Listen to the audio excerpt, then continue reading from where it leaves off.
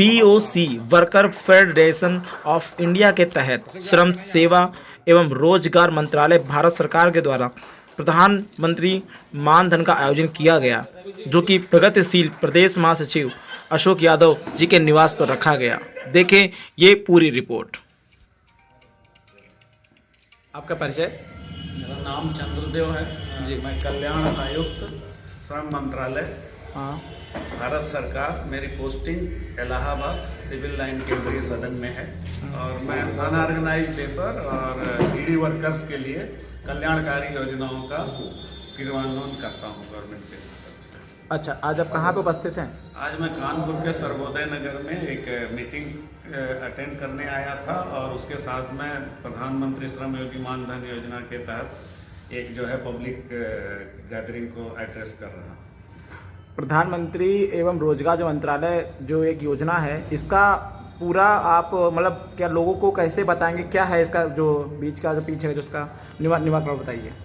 ये ऐसा है कि ये प्रधानमंत्री श्रम योगी मानधन योजना जो प्रधानमंत्री ने 2019 में लॉन्च किया था, इसका मेन नियम ये था कि हमारी जनसंख्या जो 60 साल के बाद जो लोग बुजुर्ग समाज में हो जाएंगे अगले 10-15 साल में, 20 साल में, उनकी आवश्यकताओं को कैसे पूरी की जाएगी। क्योंकि जो अनऑर्गेनाइज सेक्टर में, असंगठित क्षेत्र में काम करते हैं वर्कर, उनको कोई पेंशन की बेनिफिट नहीं है और वो 50 साल 60 साल के बाद काम भी नहीं कर पाते हैं। तो सरकार ये सोचती है कि जब वो बूढ़े हो जाएंगे तो उन्हें किसी न किसी योजना में पेंशन का लाभ देना चाहिए।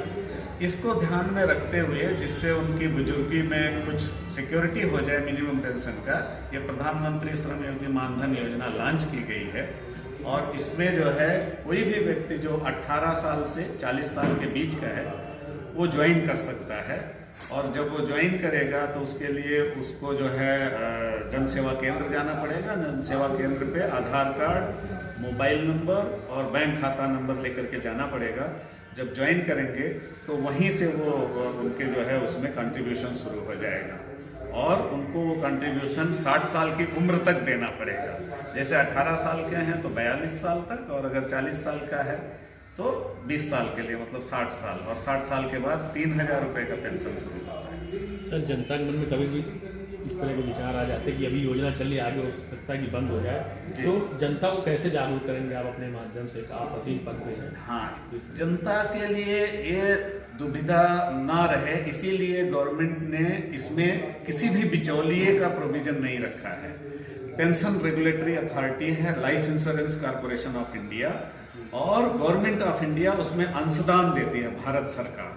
वो पैसा जैसे ही सरकार अपने फंड से अंशदान देती है और वर्कर का पैसा जब जाता है तो वो सीधा जो है पेंशन का जो रेगुलेटर है, इंश्योरेंस कंपनी के पास चला जाता है, लाइफ इंश्योरेंस, और उनकी जिम्मेदारी है कि वो इम्प्लीमेंट करें और कोई भी बिचौलिए ना आए, कोई भी फॉर्म ना भरना पड़े, किसी भी अथॉरिटी के पास ना जाना पड़े।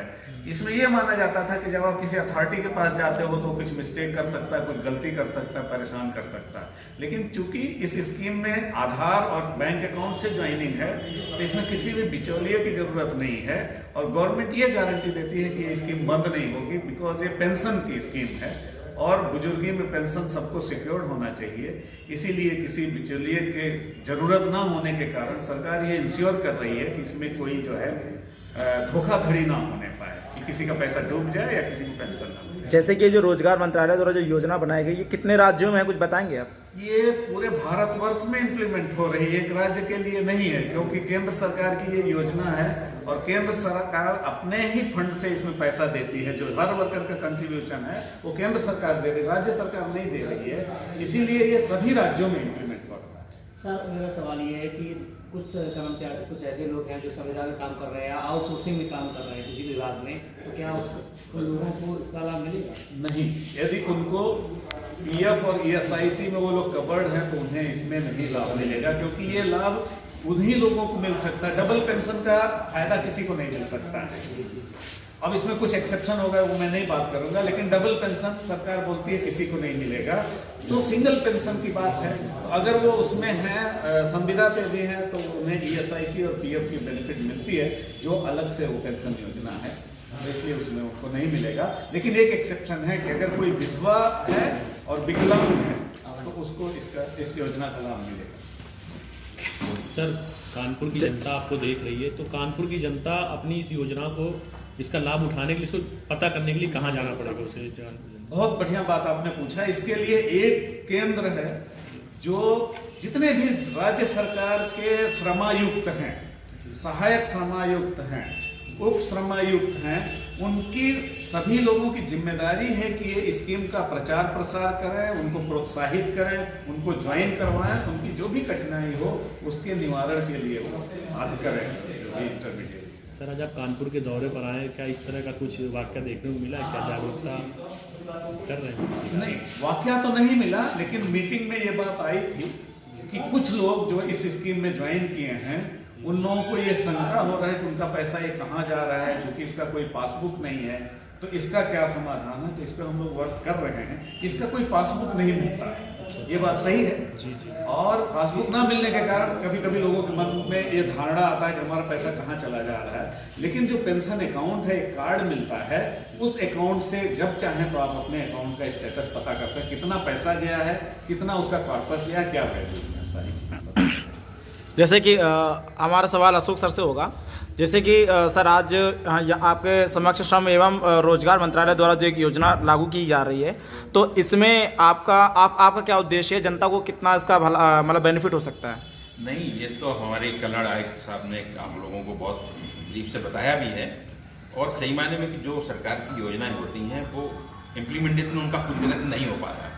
लेकिन आज जो इनकी पूरी टीम जगह जगह जाके मीटिंग कर रही है, लोगों को जागरूक कर रही है, और जो प्रदेश स्तर के जो अभी बताया है कि लेबर कमिश्नर हैं, डिप्टी लेबर कमिश्नर हैं, असिस्टेंट लेबर कमिश्नर हैं, उनकी सबकी ये जिम्मेदारी है कि वो जनता के बीच में जाएंगे और प्रचार करेंगे, उन जनता को जागरूक करेंगे और इस योजना के बारे में उनको आश्वस्त करेंगे कि ये बहुत अच्छी योजना है, इसके आप सदस्य बनिए और इसमें आप अपना कंट्रीब्यूशन जमा करेंगे और सरकार उतने जितना आप जमा करेंगे उतनी सरकार जमा करेगी। तो ये जागरूकता बढ़ रही है और इसका अभी प्रभाव दिखाई देगा।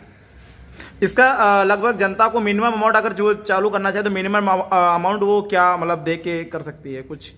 नहीं, वो तो अभी आयुक्त साहब ने बताया है कि ये योजना 18 वर्ष से और 40 वर्ष के लिए है जी। तो 18 वर्ष के लोगों के लिए है 55 रुपए से शुरू है और 40 साल तक मैक्सिमम 200 रुपए।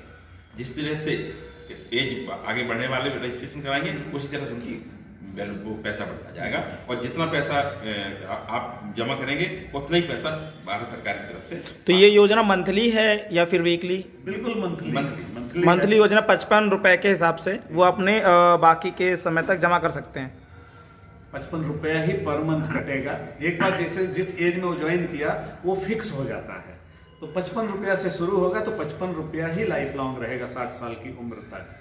और अगर किसी ने 19 साल में ज्वाइन किया तो उसका 59 रुपया होगा और 59 रुपया।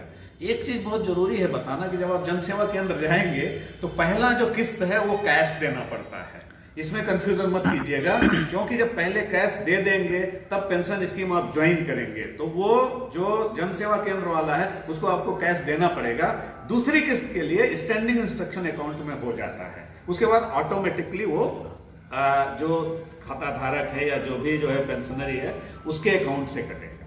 तो ये कंफ्यूजन ना रहे, फर्स्ट किस्त कैश देना पड़ेगा। ठीक है।